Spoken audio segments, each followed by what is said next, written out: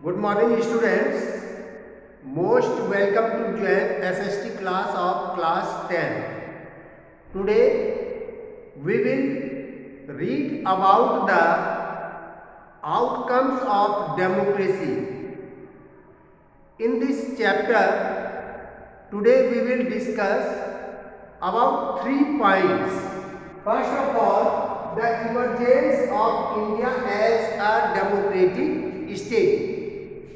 आज हम outcome of democracy के अंतर्गत इंडिया का एक डेमोक्रेटिक स्टेट के रूप में इमरजेंस के बारे में पढ़ेंगे।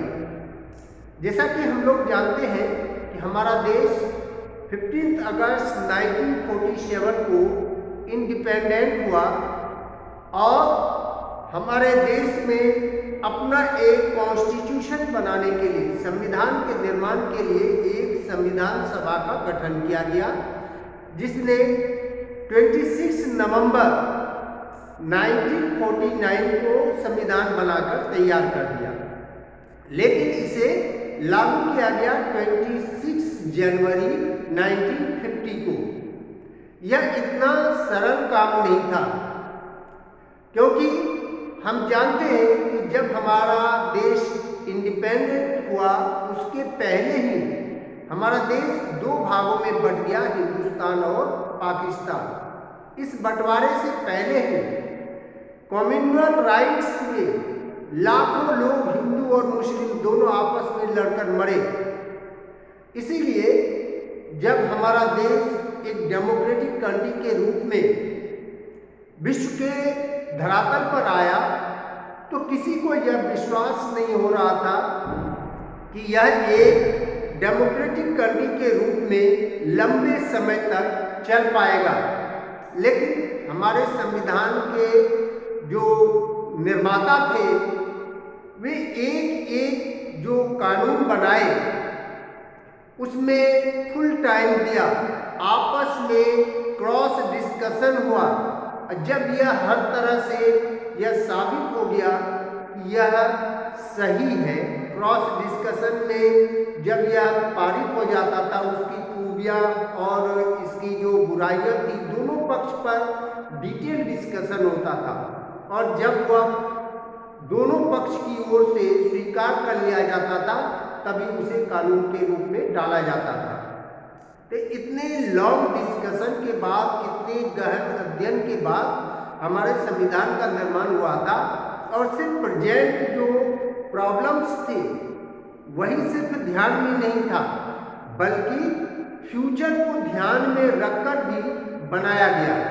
इसीलिए हम देखते हैं कि दिन प्रतिदिन हमारा देश एक स्ट्रॉन्ग डेमोक्रेटिक कंट्री बन रहा है।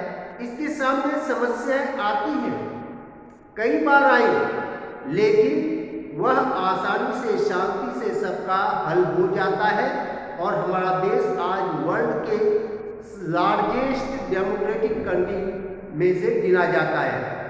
सेकंड पॉइंट है evaluation of the working of parliamentary democracy in India.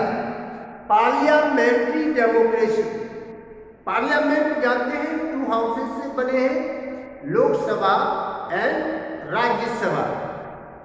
Upper house Rajya Sabha को कहा जाता है, लोअर हाउस लोकसभा को। लोकसभा के जितने भी मेंबर्स होते हैं वे डायरेक्ट सिटीजन्स द्वारा, एडल्ट सिटीजन्स के द्वारा वे इलेक्ट होते हैं, लेकिन राज्यसभा के जो सदस्य होते हैं उन्हें जो इलेक्ट किया जाता है, इनके प्रोसेस थोड़े लेंथी होते हैं। तो हम देखते हैं कि जब हमारा कॉन्स्टिट्यूशन आया और हमारा देश एक पार्लियामेंट्री डेमोक्रेसी के रूप में आया, तब से कंटिन्यूअसली पार्लियामेंट प्रॉपर रूप से वर्क कर रहे हैं। इसमें जितने भी कानून पास होते हैं सेम प्रोसेस से होते हैं, और जो कुछ भी परेशानियां होती हैं उसे शांतिपूर्ण ढंग से हल कर दिया जाता है। और आज हम देखते हैं यह जो पार्लियामेंट्री सिस्टम है यह और ज़्यादा डिपेंड और स्ट्रांग स्ट्रॉन्ग हो रहा है। पार्लियामेंट में जितने भी मेंबर्स होते हैं, चाहे वे गवर्नमेंट के सपोर्टर पार्टी के हो या अपोजिशन पार्टी के, हर एक बिल पर उसमें डिस्कशन होता है और मेजॉरिटी से पास होने के बाद ही वह बिल का रूप धारण करता है। तो इस प्रकार से हम देखते हैं कि एक पार्लियामेंट्री डेमोक्रेसी के रूप में भी भारत सफल रहा है। थर्ड हम देखेंगे कम्युनलिज्म। यह हमारे देश में बहुत बड़ी संख्या है, बहुत बड़ी समस्या है। हम जानते हैं कि हमारे देश में वर्ल्ड के जितने भी रिलीजन हैं, सारे रिलीजन को मानने वाले हमारे देश में प्रेजेंट हैं। यह सत्य है कि हिंदू मेजॉरिटी में है, लेकिन यहाँ पर मुस्लिम्स भी हैं, सिख भी हैं, ईसाई भी हैं और पारसीज भी हैं। सभी घुल मिलकर शांतिपूर्वक ढंग से रहते हैं और सभी को कॉन्स्टिट्यूशन के द्वारा जो राइट दिया गया है, उस अधिकार का वे शांतिपूर्वक ढंग से उपयोग भी कर रहे हैं। लेकिन देश में कभी कभी जो सेल्फिश लीडर्स होते हैं, इस कम्युनल जो प्यार है, प्रेम है, कम्युनल समावेश जो इसमें है, देश में सभी एक दूसरे से मिंगल्ड है, इसमें दरार लाने का प्रयास करते हैं और फलस्वरूप हम देखते हैं कि कभी कभी रायोट्स हो जाते हैं हिंदू मुस्लिम के बीच में, प्रायः यहाँ देखने को मिलता है।